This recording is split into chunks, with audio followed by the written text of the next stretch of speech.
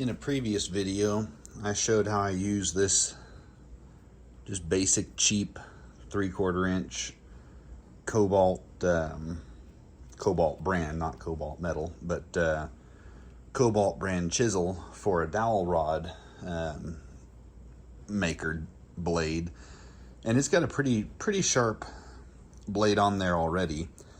I don't have any kind of fancy jig that I put this thing in to give it a perfect 25-degree bevel, and really from close to 30 years cabinetry experience, you don't need to have those perfect angles. If anything, this one has a little bit of a rounded profile to the blade, which to a large degree doesn't affect its cutting at all.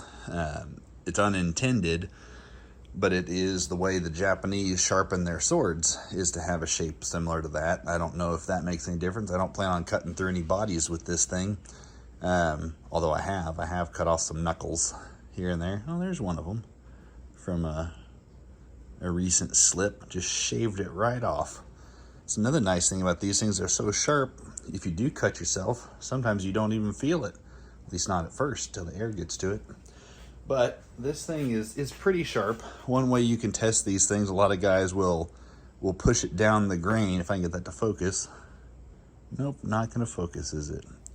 My arm's in the way. Just push it down the grain of your thumbnail, and if it catches, it's a good sharp blade. So this one is sharp, and it will catch. It'll always catch if you push it into your thumbnail. So that's not the way you do it. You always push down. You can also see if it'll cut a piece of paper. I'm sure this one will cut a piece of paper, no trouble. But if you're going to use this for very hard woods, or you're going to use it for cutting in grain, you need this thing to be a lot sharper than that. And the way I test them, you can see I've got bare spots. I test these to see if they'll cut hair. If they'll cut hair easily, they're sharp enough. You can see this one isn't really cutting any hair. It's got I guess it's got a couple hairs in there. But the way I sharpen all my chisels, unless they've got some substantial damage to them that needs to be ground out of them, all I do to keep a chisel sharp, or to sharpen it beyond what it is when you get it from the store, is a piece of 400 grit sandpaper. You can use 600 grit. You can probably use as little as 350 grit, but 400 grit's what I've got here, automotive wet dry sandpaper. And you wanna angle it about 25 degrees, roughly what the jigs will hold it. You want that leading edge, that sharp edge, to be touching. You don't want to have a gap out here at the end, because you're not going to do yourself any good.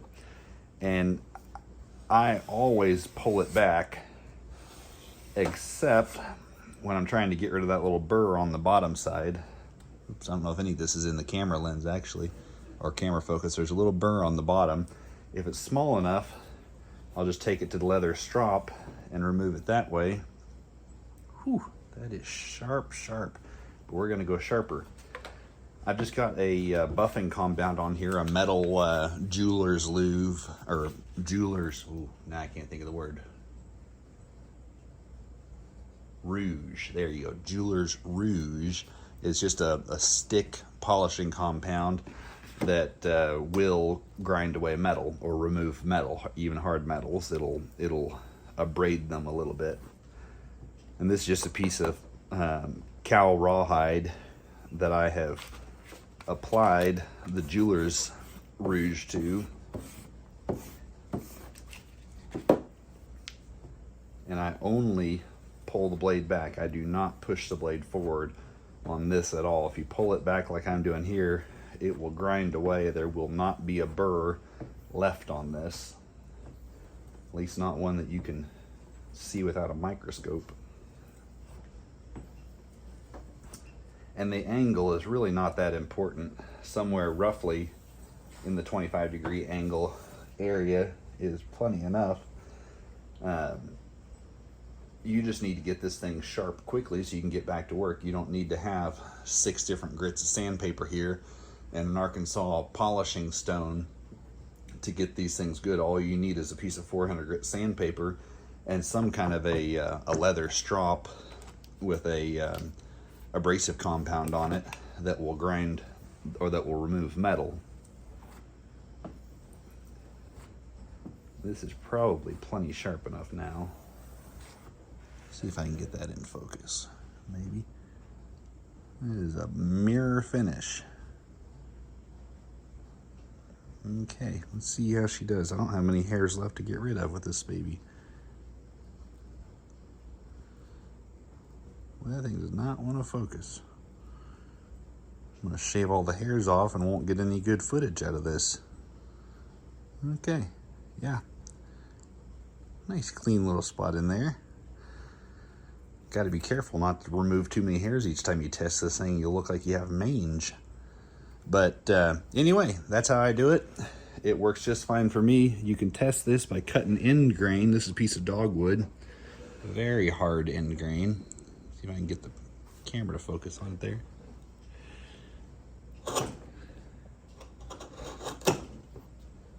It takes it right off.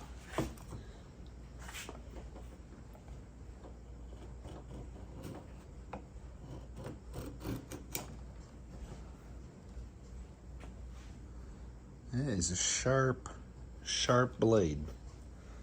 So there you go. You can do this. I know it's probably going to be a 10-minute video here in a minute, but you can do this sharpening process even if your blade has a little bit of damage. You just may need to go with a little bit lower grit, maybe a 200 grit, and then move up to a 400 grit to remove any little nicks that might be in the end of the blade here. And then you can remove the burrs if they're too big by laying it down fairly flat on the surface there, and just a couple strokes forward and back with a good flat surface underneath your sandpaper will remove the burr on the bottom side. And then just I only sharpen the blade side of this. I know guys that only sharpen the bottom of their blade, and I know guys that only sharpen the top. I typically only sharpen the top, and then I use a stroke back just to make sure there's not a burr on it. But primarily it's only sharpening the top of that blade there. Help preserve the thickness of your chisel too. Whew, that is sharp. How do I get this baby to focus?